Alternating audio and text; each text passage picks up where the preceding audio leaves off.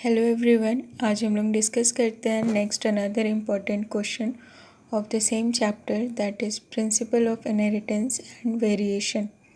So question number 1, if gene has 4 alleles number of expected genotypes is. इस तरह के questions हमने पिछले क्लास में भी डिस्कस किया है। इस तरह के क्वेश्चंस को सॉल्व करने का सिंपल सा ट्रिक ये है कि जितना भी आपको नंबर ऑफ एलील्स दिया है उतने टाइम्स आप नंबर्स को ऐड कर दो। जैसे कि 4 एलील्स है तो आपको ऐसे ऐड करना 1 + 2 + 3 + 4। ठीक है, तो कितना होगा इज इक्वल टू 10। तो 10 जीनोटाइप आपको मिलेगा अगर आप किसी भी जीन के पास 4 एलील है। इसका एक अनदर ऑप्शन भी है कि हम एक फार्मूला यूज़ करते हैं दैट इज़ n ब्रैकेट में n+1 डिवाइडेड बाई 2, तो आपका आंसर आएगा। यहाँ पे n क्या है, n is the number of allele. तो n यहाँ पे हमें क्या मिल रहा है 4। ठीक है, तो 4 ब्रैकेट में 4 + 1 divided by 2 is equal to 10। तो आप दोनों तरह से निकाल सकते हो। So the correct answer is option B. Question number 2, a gene said to be dominant if. आपको जीन का कैरेक्टर बताना है कि कब वो डोमिनेंट होगा। ठीक है, मतलब अगर कोई जीन डोमिनेंट है तो वो क्या कैरेक्टर शो करता है। चलो, option A, it express its effect only in homozygous condition. This character is character of recessive gene. ठीक है, option B, it express only in heterozygous condition. C, it express both in homozygous and heterozygous condition, and option D, it never expressed in any condition. So option D तो गलत ही है। Option B में कह रहा है कि केवल और केवल हेट्रोजाइगस कंडीशन में ही खुद को वो जीन शो करेगा। नहीं, जो भी डोमिनेंट जीन्स होते हैं वो अपना expression both in homozygous condition as well as in heterozygous condition show करते हैं।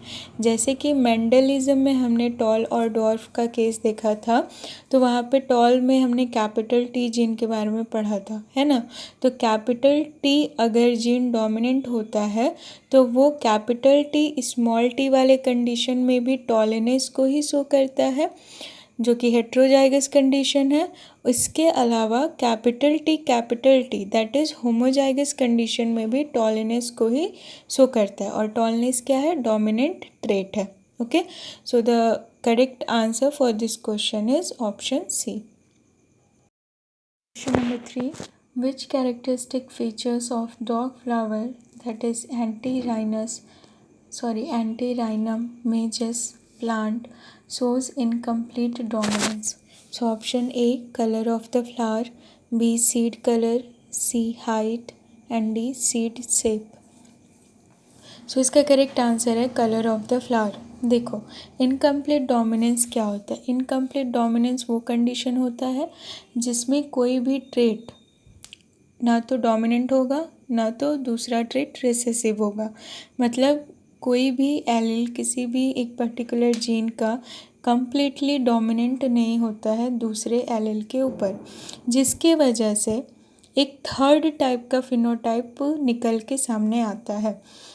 और इस केस में जिस फ्लावर के बारे में हम लोग बात करें, इस केस में क्या होता है कि जब ट्रू रेड फ्लावर प्लांट मतलब हेट्रोजाइगस कंडीशन नहीं होगी, होमोजाइगस रेड फ्लावर को क्रॉस किया जाता है ट्रू वाइट फ्लावर्ड प्लांट से, मतलब होमोजाइगस वाइट फ्लावर्ड प्लांट के साथ, तो F1 जनरेशन में क्या देखने को मिलता है, पिंक कलर का फ्लावर देखने को मिलता है। ठीक है, मतलब जब रेड कलर के फ्लावर प्लांट को वाइट कलर के फ्लावर प्लांट के साथ क्रॉस किया जाता है तो पिंक कलर का फ्लावर देखने को मिलता है।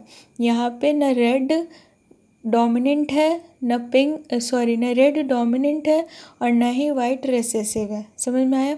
लेकिन जब हम लोग F1 जनरेशन को वापस से सेल्फिंग कराते हैं, मतलब सेल्फ पॉलिनेटेड कराते हैं, तो F2 जनरेशन में हमें रेड फ्लावर भी मिलता है, पिंक फ्लावर भी मिलता है और वाइट फ्लावर भी मिलता है। ठीक है, तो रेड फ्लावर कब मिलता है, जो होमोजाइगस कंडीशन में रहता है तो वो रेड फ्लावर देता है। होमोजाइगस कंडीशन में जब स्मॉल आर रहता है तो वो वाइट फ्लावर रहता है, लेकिन जब स्मॉल आर और कैपिटल आर साथ में होते हैं तो वो पिंक कलर का फ्लावर देता है। मतलब वो दोनों एलील एक दूसरे के साथ कंपटीशन नहीं कर रहे, बल्कि इनकम्प्लीट डोमिनेंस को शो कर रहा है। समझ में आया? सो the correct answer for this question is option A, that is colour of the flower. Question number 4, out of population of 800 individuals in F2 generation of cross between yellow round and green wrinkled pea plants, what would be number of yellow and wrinkled seed? ठीक है, तो question समझ लो पहले। Question में कहा जा रहा है कि येलो राउंड और ग्रीन wrinkled प्लांट का क्रॉस कराया गया, ठीक है, जिसमें F1 जो भी जनरेशन आया उसको फिर क्रॉस कराया गया। तो F2 जनरेशन में हमको मिला है टोटल 800 इंडिविजुअल्स। अब पूछ रहा है कि बताओ येलो और रिंकल्ड सीड वाले कितने इंडिविजुअल्स होंगे। आपको पता है ये क्या है, डाई हाइब्रिड क्रॉस। और डाई हाइब्रिड क्रॉस में F2 जनरेशन में अगर हम 16 प्रोजेनी लेके चलते हैं तो हमारे पास रेशियो कितना आता है, 9:3:3:1 का रेशियो आता है। 9 प्लांट्स क्या होते हैं, येलो राउंड, 3 प्लांट्स होते हैं येलो रिंकल्ड, 3 प्लांट्स होते हैं ग्रीन राउंड और 1 प्लांट होता है ग्रीन रिंकल्ड। तो आउट ऑफ टोटल कितना है, आउट ऑफ 16 3 प्लांट होता है येलो रिंकल्ड। तो आप यहाँ पे रेशियो निकाल सकते हो, 800 मल्टीप्लाई 16/3 इज इक्वल टू कितना आएगा, 150। ठीक है, तो 150 individual will be yellow and wrinkle seed. मतलब 150 इंडिविजुअल्स जो हैं वो येलो और रिंकल सीड वाले होंगे। ठीक है, तो correct answer is option D. Question number 5, Walter Sutton is famous for his contribution to option A genetic engineering, B totipotency, C quantitative genetics and D chromosomal theory of inheritance। So Walter Sutton जो थे उन्होंने firstly ये provide किया था information that the chromosome carry the unit of inheritance. ठीक है, तो ये रिलेटेड है क्रोमोसोमल थ्योरी ऑफ इनहेरिटेंस है। So the correct answer is option D. Question number 6, polygenic concept of inheritance was first experimentally shown by, so option A Malthus, B Gibbon, C Nielsen L and D none of the above। so polygenic concept of inheritance क्या है, वैसे characters, वैसे trades जो एक से ज़्यादा gene के द्वारा कंट्रोल्ड होते हैं, they are called polygenic inheritance. और ये केवल जीन से ही कंट्रोल नहीं होते बल्कि इन कुछ इन्वायरमेंटल फैक्टर्स भी इनको कंट्रोल करते हैं। फॉर एग्जांपल स्किन कलर या ह्यूमन का हाइट हो गया, आई कलर हो गया, these are polygenic inheritance. So firstly Nelson Ehle ने 1909 में एक्सपेरिमेंटली प्रूव किया था इस टाइप के इनहेरिटेंस को इन वीट कर्नेल के कलर में।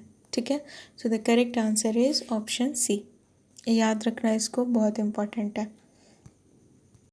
Question number 7, experimental verification of chromosomal theory of inheritance was done bye.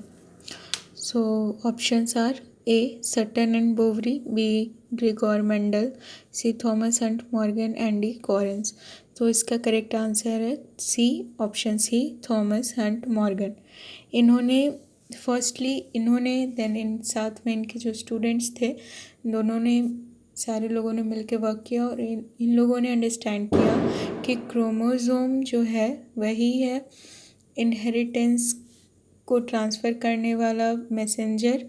Then chromosome एक पर्टिकुलर लोकेशन पे प्रेजेंट होता है और कैरेक्टर कैरी करता है। ठीक है, so option C is the correct answer. अगर कोई पूछे कि क्रोमोसोमल थ्योरी किसने दिया, तो क्रोमोसोमल थ्योरी दिया था सटन एंड बोवेरी ने, लेकिन क्रोमोसोमल थ्योरी को वेरीफाई किसने किया, तो वेरीफाई किया था Thomas Hunt Morgan and his students ने। सो यहाँ पे हम लोग करेक्ट आंसर किसको कहेंगे, ऑप्शन सी को। Question number 8, which one of the following animals possesses giant chromosome? Option A drosophila, B mouse, C pigeon, D elephant. So correct answer इसका है ऑप्शन ए ड्रोसोफिला। ड्रोसोफिला के लार्वे में हम लोग देखते हैं कि जायंट क्रोमोसोम देखने को मिलता है, और इसके अलावा उसके जो लार्वी होती है उसकी जो सलाइवरी ग्लैंड होता है उसमें प्रेजेंट होता है, जिसे हम पॉलीटीन क्रोमोसोम भी कहते हैं। पॉलीटीन क्रोमोसोम या जायंट क्रोमोसोम क्या होता है, जब डीएनए नंबर ऑफ टाइम्स बहुत बार रेप्लिकेशन कर रहा है लेकिन उसका सेग्रीगेशन नहीं हो रहा, मतलब जो रेप्लिकेटेड स्ट्रैंड है वो सेग्रीगेट होके जब अलग नहीं होता है तो एक पॉलीटीन मतलब लैम्प ब्रश टाइप का स्ट्रक्चर बनाता है, उसी को हम लोग पॉलीटीन क्रोमोसोम कहते हैं। सो the correct answer is option A. Question number 9, the chromosome theory of heredity was proposed by option A Hardy and Weinberg, B Sutton and Boveri, C Morgan and Muller, D Watson and Crick। तो अभी हमने discuss किया कि chromosomal theory of inheritance या chromosomal theory of heredity was proposed by Sutton and Boveri and experimentally proved by Morgan. So the correct answer is option B.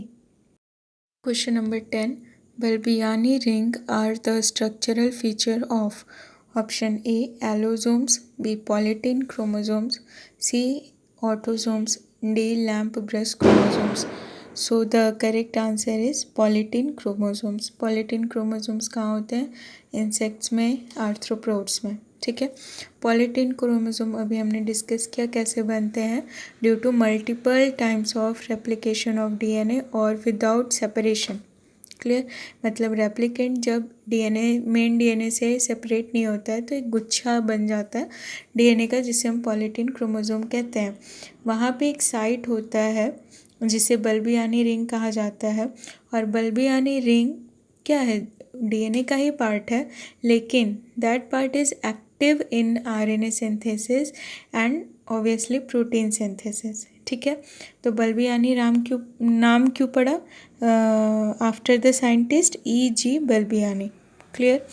सो आप देख सकते हो मैंने डायग्राम में भी दिया हुआ है कि ये पफ लाइक स्ट्रक्चर होता है जहाँ पे एक्टिवली आरएनए का और प्रोटीन का सिंथेसिस होता है। So the correct answer is option B. Okay students, तो आज के लिए बस इतना ही। आई होप आपको सारे कॉन्सेप्ट और क्वेश्चंस क्लियर हो गए होंगे। So thank you for watching, और अगर सारी चीज़ें समझ आ रही हैं तो अपने फ्रेंड्स के साथ शेयर करिए और चैनल को सब्सक्राइब करिए। Thank you.